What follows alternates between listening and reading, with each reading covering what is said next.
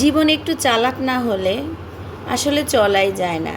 এই পৃথিবীর মানুষগুলো এত চালাক, তাদের সাথে না চালাকি করে পারা যায় না। কিন্তু কিছু কিছু জিনিস আছে, একটু চালাক হতে হয়। আসসালামু আলাইকুম, সবাই কেমন আছেন? আশা করি আল্লাহর রহমতে সবাই ভালো আছেন। আমি আপনাদের দোয়ায় আলহামদুলিল্লাহ ভালো আছি। বাসা থেকে বের হলাম, ছেলেকে স্কুল থেকে আনতে যাব, তাই আপনাদের সাথে একটু শ্যুট করে নিলাম আমার বাসার এরিয়াটা। তারপর সবার কী অবস্থা। আমি নাস্তা খাওয়া শেষ করে চলে আসলাম দুপুরের আয়োজনে। আজকে চিচিঙ্গা ভাজি করব ডিম দিয়ে, আর এখানে আমি রুটিগুলা হাফ সেকা দিয়ে নিচ্ছি।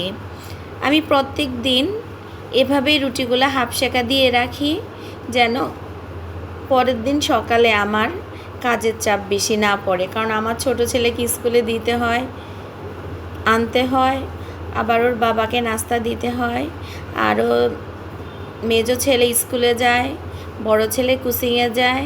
সব মিলিয়ে একদম হিজিবিজির মধ্যে পড়তে হয় সকালে কাজগুলো যদি একটু এগিয়ে না রাখি। এখানে আমি রুটিগুলো হাফ সেকা দিয়ে তারপর ঠান্ডা করে ফ্রিজে তুলে রাখবো।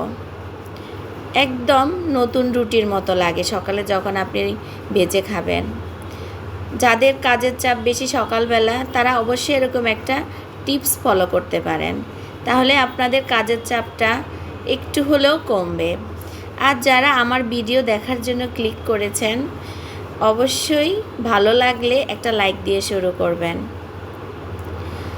আর যারা আগে থেকে লাইক, কমেন্ট, শেয়ার এবং সাবস্ক্রাইব করেছেন, তাদেরকে অসংখ্য ধন্যবাদ। প্লিজ এভাবে আমার পাশে থাকবেন।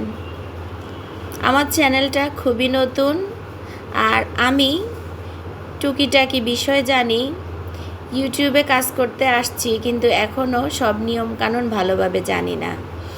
আমার ভিডিওতে যদি কোনো ভুল ত্রুটি হয়, অবশ্যই একটা কমেন্টস করে আমাকে জানাবেন। আমি আমার ভুলগুলো সংশোধন করার চেষ্টা করব। এখানে আমি চিচিঙ্গাতে ডিম দিয়ে দিলাম।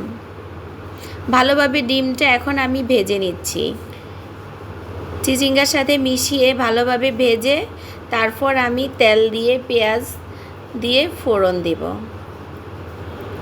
অন্য সাইডে আমি কিন্তু মাছ ভেজে নিচ্ছি। আমি কলা দিয়ে কাতল মাছ দিয়ে রান্না করব। কলা দিয়ে কাতল মাছ দিয়ে রান্না করলে না অনেক ভালো লাগে। আর এই যে দেখেন আমার ভাজা হয়ে গেছে, এখন আমি ফোড়ন দিচ্ছি।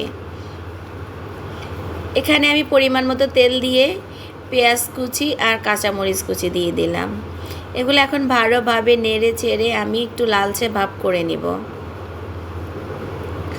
আর এখানে আমি চেক করছিলাম বাতাসে চুলার আগুনটা এদিক সেদিক শুধু করতেছে, যেন ভালোভাবে জাল লাগতেছে না, এই জন্য একটু চেক করলাম। আর এখানে আমি চিচিঙ্গাগুলো দিয়ে দিলাম।